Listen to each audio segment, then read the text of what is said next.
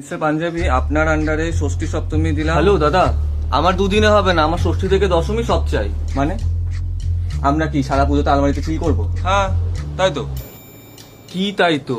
নিজে তো সারা বছর মার্কেটে উড়ে বেড়াস, আর এই যে তুই অফিস ডিপার্টমেন্ট তো পুরো নিজের আন্ডারে নিয়ে রেখে দিচ্ছিস। আমি তখন কিছু বলেছি আপনাকে?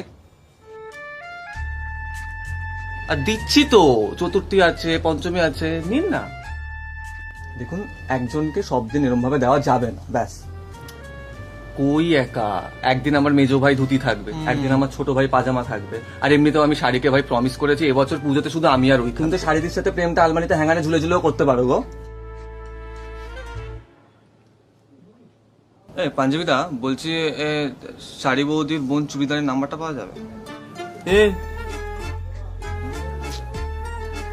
আরে আপনারা থামুন তো, এভাবে হয়? আর আপনার তো তাও একটা দিন তো ফিক্সড আছে, অষ্টমী তো ফিক্সড আছে আপনার, বাকিদের তো সেগুলোও নেই। মানুষ যেরকম চাইবে সেরকম দেবেন পরিষেবা। ঠিক আছে, মানুষজনই ডিসাইড করে। যান এখন, যান যান। হ্যাঁ।